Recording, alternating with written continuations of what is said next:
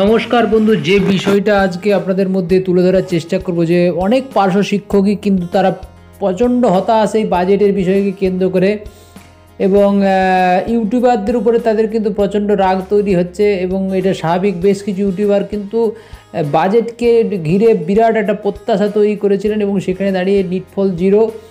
তবে সেখানে প্রশ্ন হচ্ছে, এখনও কি পার্শ্ব শিক্ষক বা চুক্তিভিত্তিক শিক্ষকদের কোনো আশা নেই সামনে 26-এর ভোটের আগে?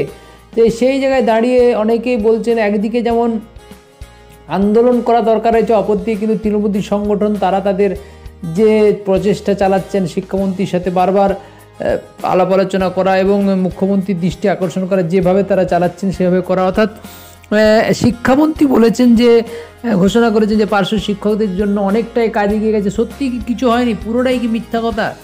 মনে হয় এমনটা নয়। হয়তো পার্শ্ব শিক্ষকদের জন্য ভালো কিছু হতেও পারে, তবে এই প্রচেষ্টাটা চালিয়ে যেতে হবে। এবং অপর দিকে কিন্তু যারা তৃণমূলপন্থী নন তারা কিন্তু পেশাগত দাবিকে সামনে রেখে বারবার কিন্তু আন্দোলন করতে হবে এবং চাপ তৈরি করতে হবে। অর্থাৎ হবে না বলে বসে রয়ে গেলে তো কিছু হবে না বন্ধু, কিছু না কিছু করার দরকার।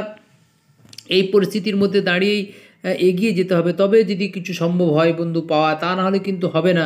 এখানে যে প্রশ্নটা উঠে দাঁড়িয়েছে, তাহলে কি হবে? অনেকেই বলছেন যে 38,000 পার্শ্ব শিক্ষকের মধ্যে 40,000 পার্শ্ব শিক্ষক বর্তমানে রয়েছেন, তাদের মধ্যে অনেকেই কিন্তু বয়সের দোরগোড়ায় পৌঁছেছে, 60-এর কাছাকাছি, 55 পেরিয়েছে। তারা কিন্তু আন্দোলনমুখী হতে চায় না এবং খুব 50-এর নিচে আছে প্রায় 20,000-এর মতন শিক্ষক। তারা তাদের মধ্যে অর্থাৎ 10% আন্দোলন করতে চায়। তাই আন্দোলনের উপরে যে জোর দিলেই যে সব কিছু হবে, বেরিয়ে আসবে, এমনটাই নয়। কারণ যে পরিস্থিতির মধ্যে দেখা যাচ্ছে যে বৃহৎ একটা জটিল যন্ত্রণা তৈরি, এবং এই যন্ত্রণা থেকে বার করতে গেলে কিন্তু লাগাতার প্রচেষ্টা, বারবার বিকাশ ভবন এবং দরবার এবং শিক্ষামন্ত্রীর উপরে চাপ তৈরি করা এবং মুখ্যমন্ত্রীর দৃষ্টি আকর্ষণ করা, মুখ্যমন্ত্রীর বাড়ি যাওয়া।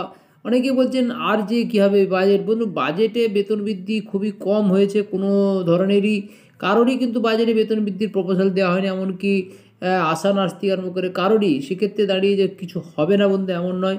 হতাশা থেকে অনেকেই বলছেন যে আর কিছু করার নেই, আত্মহত্যা করতে হবে, এইরকম ধরনের কথাবার্তা না বলাই দরকার।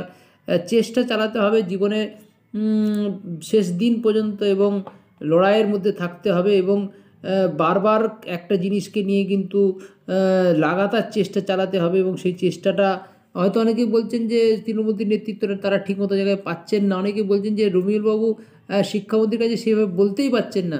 বন্ধু তারা তাদের মতন নিশ্চয়ই চেষ্টা করছেন, দিনের শেষে তারা এই ব্যাপার, কিন্তু কোথাও যেন মনে হয় তাদের একটা কোনো খামতি ঘাটতি রয়েছে, টেকনিক্যাল ব্যাপারগুলো সেইগুলো হয়তো তারা পরিষ্কার করতে পারছে না।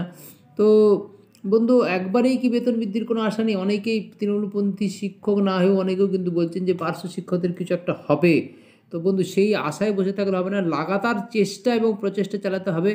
এবং কেন হচ্ছে না, কোথায় আটকে আছে, এইটা একটা জয়েন্ট কমিটি তৈরি করা দরকার। একদিকে যেমন আন্দোলনের বার্তা আসছে, অপরদিকে কিন্তু এই তদারকির বিষয়গুলো কেন হচ্ছে না, কোথায় আটকে আছে, সেইখানে পৌঁছাতে হবে। প্রয়োজনে মুখ্যমন্ত্রীর দ্বারস্থ হতে হবে।